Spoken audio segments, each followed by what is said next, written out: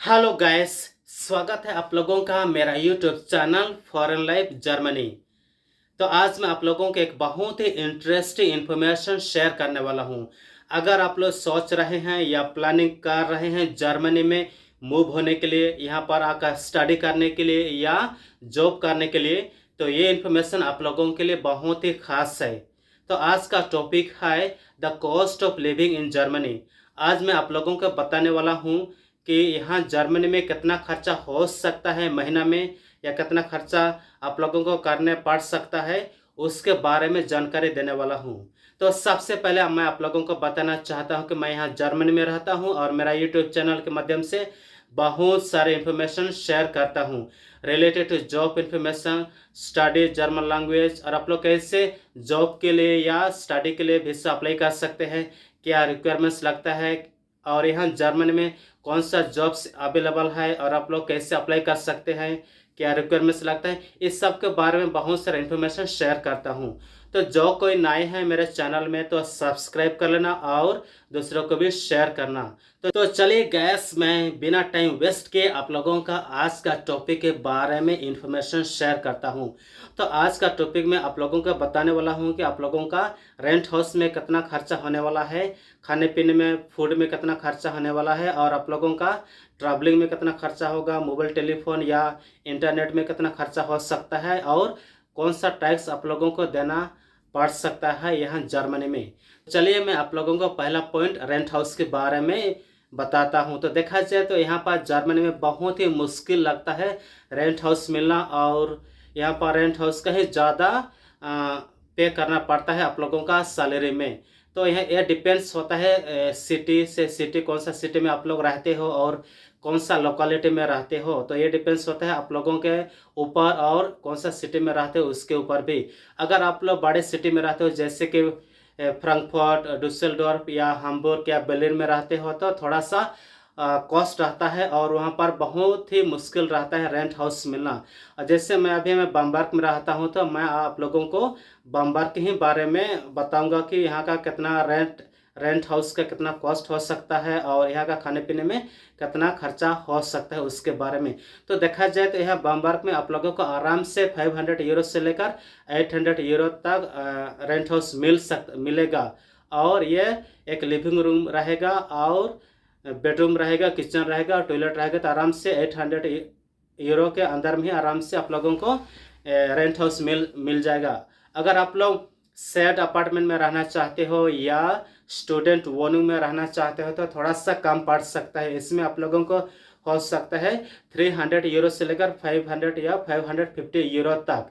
तो ये भी आप लोगों के ऊपर डिपेंड्स करता है आप लोग कैसे लोकेलिटी में रहना चाहते हो और कौन सा अपार्टमेंट में रहना चाहते हो। अगर आप लोग प्राइवेट वॉर्निंग में रहना चाहते हो या शेयर अपार्टमेंट में रहना चाहते हो, अगर आप लोग स्टूडेंट हो तो आप लोग स्टूडेंट वॉर्निंग में भी या स्टूडेंट अपार्टमेंट में भी रह सकते हो, तो उसमें खर्चा कम हो सकता है। ये भी डिपेंड्स होता है आप लोगों के ऊपर और आप लोगों के पास कितना बजट है। अगर देखा जाए तो शेयर्ड अपार्टमेंट या स्टूडेंट अपार्टमेंट में बहुत ही कम बजट में आप लोग रह सकते हैं। ये अराउंड हो सकता है 300 से लेकर 500 यूरो आसपास।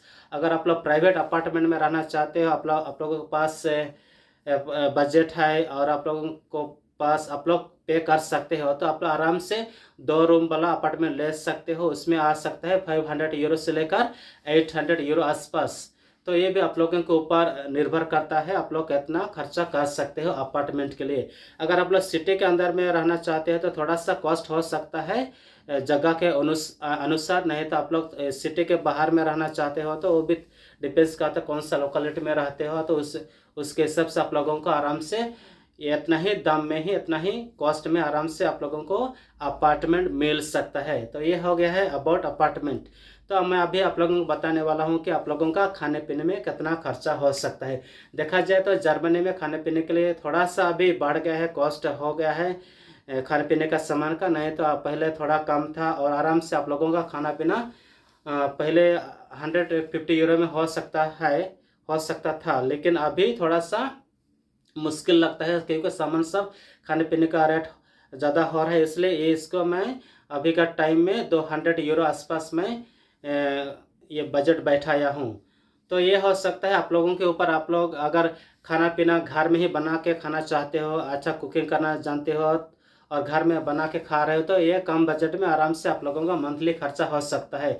अगर आप लोग बाहर में जा रहे हो खाने के लिए रेस्टोरेंट वगैरह में, तो वो थोड़ा कॉस्ट होता है, क्योंकि रेस्टोरेंट वगैरह में तो एक बार जाओ खाने के लिए तो 30 यूरो आसपास पे करना ही पड़ेगा। तो ये भी डिपेंड्स होता है पर्सन टू पर्सन, आप लोग कैसे खाने पीने के लिए खर्चा कर सकते हो और कितना खर्चा करने के लिए आप लोगों के पास बजट है। मेरा ओपिनियन के हिसाब से अगर आप लोग कुकिंग करना जानते हो तो आप लोग घर में ही बना के खाने से आप लोगों का कम बजट में आराम से मंथली खर्चा निकल जाएगा खाने पीने के लिए।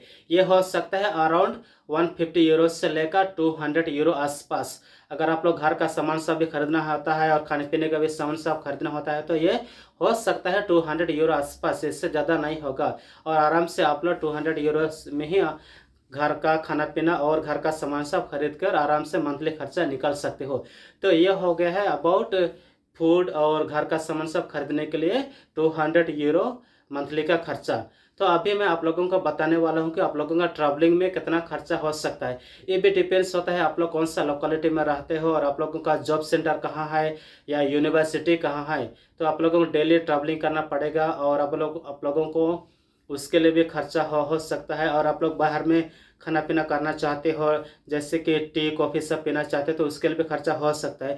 तो देखा जाए तो यहाँ पर जर्मनी में बहुत ही अच्छा टिकट है, ट्रैवलिंग टिकट है। तो उसमें से एक 49 यूरो वाला डॉइचलैंड टिकट है, उसको भी आप ले सकते हो। अगर आप लोग स्टूडेंट हो तो 29 यूरो वाला टिकट ले सकते हो ऑनलाइन। ये दोनों ही टिकट में आप लोग बस में ट्रैवलिंग कर सकते हो, रीजनल ट्रेन में ट्रैवलिंग कर सकते हो और हर पब्लिक ट्रांसपोर्ट में आप लोग ट्रैवलिंग कर सकते हो और बहुत ही अच्छा से आप लोग मतलब मनी सेव कर सकते हैं। तो ये बहुत ही यहाँ पर ऑफर है और यहाँ पर अच्छा सुविधा बनाया गया है लोगों के लिए ये दो टिकट से। तो आप लोग ये दो टिकट को खरीद सकते हैं और बहुत सारा पैसा ट्रैवलिंग में बचा सकते हैं। तो आप लोगों का ट्रैवलिंग टिकट और बाहर का खाना पीना में हो सकता है अराउंड 100 यूरो आसपास। तो ये भी डिपेंड्स होता है आप लोग कैसे खर्चा करते हो खाने पीने के लिए बाहर में और ट्रैवलिंग में कैसे खर्चा करते हो। ये भी डिपेंड्स होता है पर्सन टू पर्सन और लोकेलिटी के हिसाब से या सिटी के हिसाब से। तो ये भी आप लोग चेक करना पड़ेगा आप लोग कितना खर्चा कर सकते हो। लेकिन मेरा अनुमान हिसाब से या मेरे एक्सपीरियंस के हिसाब से ये हो सकता है अराउंड 100 यूरो।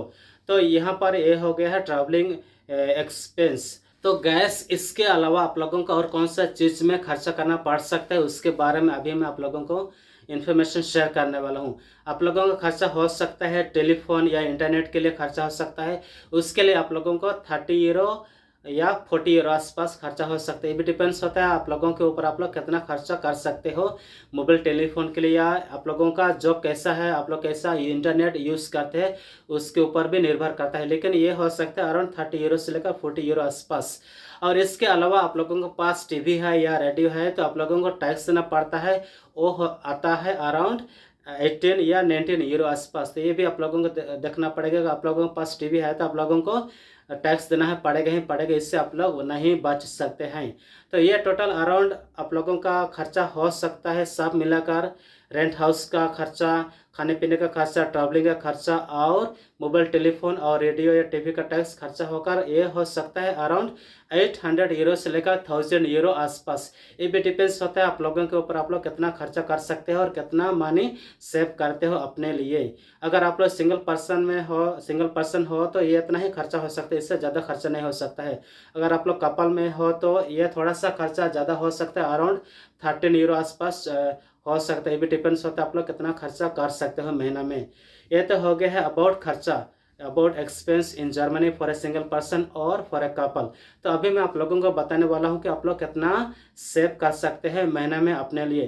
तो यहाँ का एवरेज सैलरी देखा जाए तो ये हो सकता है अराउंड 4000 यूरो आसपास। ये होता है यहाँ का एवरेज सैलरी। ये भी डिपेंड्स होता है आप लोगों का कौन सा प्रोफेशन है और आप लोगों को कितना सैलरी मिलता है महीना में। बस तो इसमें भी आप लोगों को कुछ टैक्स देना पड़ता है गवर्नमेंट को। और आप लोगों का टैक्स आता है, हेल्थ इंश्योरेंस का टैक्स रहता है, सोशल टैक्स रहता है, रिलीजियस टैक्स रहता है, रिटायरमेंट का टैक्स रहता है। ये सब टैक्स काट कर आप लोगों को जो नेट सैलरी रहता है वो ओरिजिनल सैलरी होता है आप लोगों का। आप लोगों का नेट सैलरी हो सकता है अराउंड 3200 आसपास। तो इसमें से आप लोगों का 1000 यूरो महीना का खर्चा निकाल कर जो बचता है, जो अमाउंट आता है, वो होता है आप लोगों का सेविंग अमाउंट। और ये अराउंड हो सकता है 2200 या आसपास। तो इसमें से आप लोगों का इंडियन करेंसी में देखा जाए तो बहुत ही बड़ा अमाउंट है, और ये इंडियन करेंसी आ सकता है अराउंड 1,50,000 या 60,000 आसपास। तो ये अच्छा अमाउंट है आप लोगों के लिए। बहुत सारा मनी सेव कर रहे हो, बहुत अच्छा अमाउंट सेव कर रहे हो। और ये भी डिपेंड्स होता है पर्सन टू पर्सन, आप लोग कितना खर्चा महीना में निकाल सकते हो अपने लिए और कितना सेविंग कर सकते हो। तो ये भी डिपेंड्स होता है खुद के ऊपर। तो ये मेरा एक्सपीरियंस या मेरा सजेस्ट के हिसाब से ये अच्छा अमाउंट है आप लोगों के लिए। आराम से आप लोग 1,60,000 या 70,000 सेव कर सकते हो महीना में यहाँ जर्मनी में। तो गैस ये हो गया है आप लोगों का महीना का खर्चा। महीना का खर्चा के बारे में बता दिया कितना खर्चा हो सकता है यहाँ जर्मनी में। यहाँ बम्बर्ग में रहते हो या कौन सा सिटी में रहते हो, ये भी डिपेंड्स होता है। और आप लोग कितना खर्चा कर सकते हो महीना में खाने पीने के लिए, रेंट हाउस के लिए और ट्रैवलिंग के लिए। और उसके अलावा आप लोग कितना बचत, कितना सेविंग कर सकते हो महीना में अपने लिए, उसके बारे में अनुमान से आप लोगों को या मेरा एक्सपीरियंस से आप लोगों को इन्फॉर्मेशन शेयर करता हूँ। तो गैस मेरा एक्सपीरियंस के हिसाब से और लोगों को पूछताछ किया हूँ इसके बारे में कि महीना में कितना खर्चा करने पड़ता है या कितना खर्चा होता है यहाँ जर्मनी में सिंगल पर्सन के लिए या कपल के लिए। तो इस सब के बारे में आप लोगों को इन्फॉर्मेशन शेयर कर दिया हूँ। तो इसके बारे में आप लोगों को अच्छा लगा, ये जानकारी आप लोगों को बहुत ही अच्छा लगा, तो आप लोग इस वीडियो को लाइक करना और शेयर भी करना। अगर आप लोग पहली बार देख रहे हो तो सब्सक्राइब करना ना भूलिएगा और दूसरों को भी शेयर करना। तो गैस अगर आप लोग कुछ दूसरा टॉपिक के बारे में जानकारी हासिल करना चाहते हो या इंटरेस्टेड हो तो आप लोग कमेंट करके पूछ सकते हैं। तो मिलते हैं अगले वीडियो में, तब तक के लिए मस्त रहे, बिंदास रहे, बाय बाय, टाटा।